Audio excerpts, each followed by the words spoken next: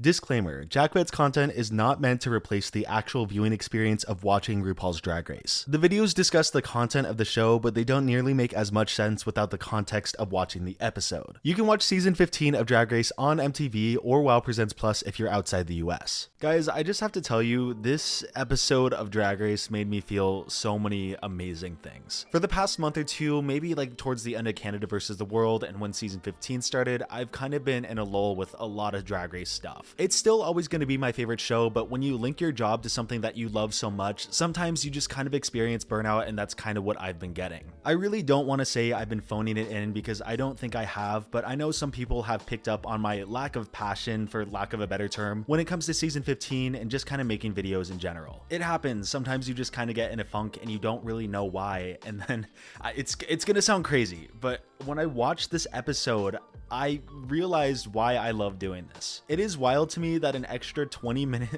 what am I saying? An extra 20 minutes of screen time on a show that I love has really helped me to appreciate why I love the show in the first place. We get so much more character, so much more fleshed out development, so much more time with these queens. I just can't believe that this is what we could have been getting this entire season. I don't even think this episode goes fully above and beyond and is one of the best of the entire franchise, but what it does, it just does well, and it reminds me why I love this show. One of the things that I love most about Drag Race is the way that it crafts storylines for these contestants. It's a reality competition show, but there are so many moving parts in there to make these storylines happen. But something that was really taking me out that I wasn't looking for is the fact that the storylines in the 40-minute episodes were just so on the nose. We always knew exactly who to look out for, who was going to be in the top, who was going to be in the bottom, but here it just feels like a normal episode of Drag Race, and that's what it is. All the beats for Drag Race can be done in a 40-minute runtime. They were doing it up to season 8 or 9, but for some reason, maybe we're just too sensitive, or it's the way that season 15 is edited, it just never really felt like we could settle in with the queens or even the competition. And this was the first time since the premiere, even though the premiere was also pretty chaotic too, that I just felt settled. The 60-minute edits allows for us to be a lot more fly on the wall, checking in with each group, as opposed to the 40-minute play-by-plays to only get what we really need to know. It's always what I'm going to prefer, and being able to watch these queens interact in a more natural way, I love it. The biggest storyline of the episode was Luxx and Lucy working together and kind of competing for that win.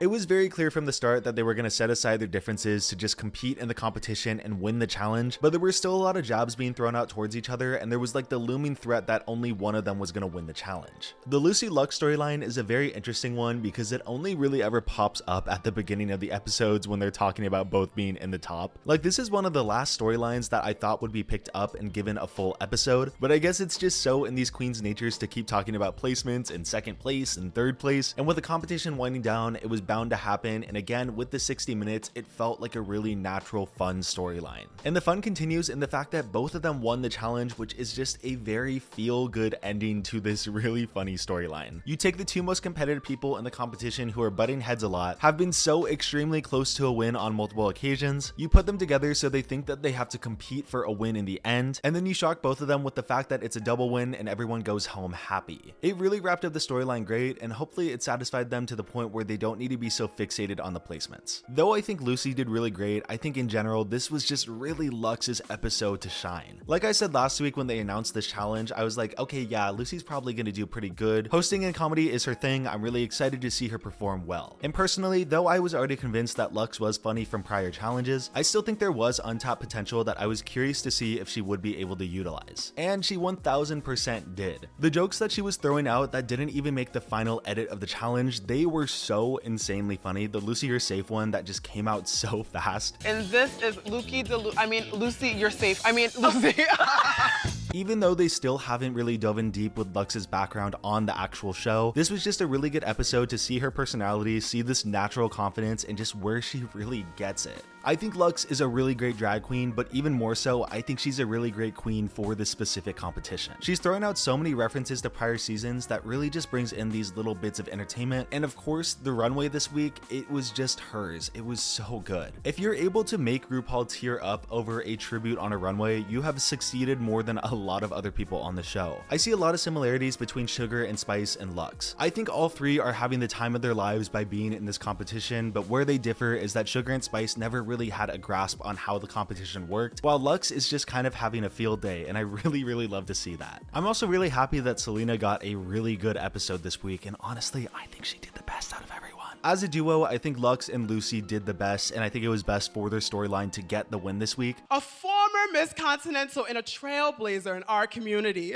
And the other one is Anitra. But if we're going based off of solo performances, I think Selena was the strongest, and if Mistress was able to cut down her story just a little bit, I think they could have taken it. Out of all the duos, I think Selena and Mistress had the best chemistry and working off of each other. The responses in the physical comedy were both really strong. I'm happy that Selena finally got a really good episode, and I really hope she can go further, but I'm just always so nervous. The musical's next week, and I could see her doing really good at that, but I think it depends on the role that she gets. Sasha and Anitra definitely weren't very strong. I thought that some of the jokes landed, but others didn't, and then others were kind of affected by the edit. I think the editing of this episode was really great, but something that I thought was a little bit too forced in was the way that they edited the bad comedy sets, bad in like quotations. As soon as one of the jokes of Marcia, Sasha, Anitra, or Mistress didn't land, they immediately played the awkward music and then cut to a confessional. Did I think the jokes that they said were worth a laugh? Not really, but I feel like the edit was really jumping to conclusions instead of letting us make our own. And even though she went home in this episode, I still honestly think this was a pretty good one for Marcia. This episode was a really good showcase in how Marcia thinks and how she does under pressure. So even though it was kind of apparent that she was going to struggle in this challenge, up until the last minute, I still kind of had this feeling that she was going to do really good. As a theater person, I feel like she would be able to take notes really well, so after her run through with Michelle and Ali, I feel like she could have made a really great set. And I think the pieces were there, they just didn't all really come together. Another thing that I really liked about Lux, Lucy, Selena, and Mistress was the fact that it really felt like their sets had a progression to them. They start off with this, and then it takes them to this, and then they finish off with this. It just all feels like a very natural progression of how a comedy sketch will go. And I think through the edit, I could see Marcia also having that too, starting off about talking about herself, and then the judges panel, and then she's over, but it was definitely cut down a lot. Anitra and Sasha's set just really didn't flow as much as the others did, and I think that may be up to the fact that they had to rewrite a lot of the jokes last minute. It opened with them talking about being stoners, and then it went to canned bits, back to being stoners, and then just like jokes about Michelle being a man, which, side note, I'm kind of tired of those jokes. They feel kind of weird to do at this point. They did have a new spin on the joke, but I think just overall, I don't know, it just seems like a cheap shot at this point and just not the most up to date. Also, take a shot every single time Michelle does the finger wiping thing when they hit the main stage. I don't think you'd be with us anymore. Overall, like I touched on earlier, I think the actual challenge was just okay. It wasn't the best comedy set, but it wasn't the worst. All of the performances were good. They got some laughs out of me. It's just that everything else in the episode to me makes it so much more worth it. I thought that the runway was the best of the season so far. They all had very different concepts, and they all looked amazing. And overall, just the interactions, the way the storylines progressed in the episode, it felt like such a return to form, and I'm so excited to see what happens next. Gearing up towards the end, this top 6 is really strong. Unfortunately, I do feel like Selena may be the next to go just because she's had the most bottom placements. I don't really think all of them have been fair, but regardless, she's made her mark. She's the confessional queen, and I really fell in love with her. I really don't know who I'd pick to go out in 5th. I really think that Sasha and Anitra have solidified a spot, and Mistress is basically there too. So I feel like the final spot in top 4 is between Lux and Lucy, and I don't know who's gonna take it. After this episode though, I feel like it may be Lux. She's been making the references all season. She's shown that she can be a really good designer, be a really good interviewer, just be really funny all around. And now adding to her list, she made RuPaul tear up because her tribute was just so great. I feel like with that amazing runway, she solidified her spot, but you know, there's still time. I'm just so happy with how this episode turned out. It really got me excited to watch this season. And again, that's no fault to any of the girls. They were put into horrible circumstances with this. Anyways, I think that's about...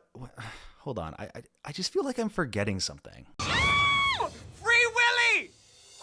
Oh, right. Okay. Yeah, I think the lip sync was pretty good.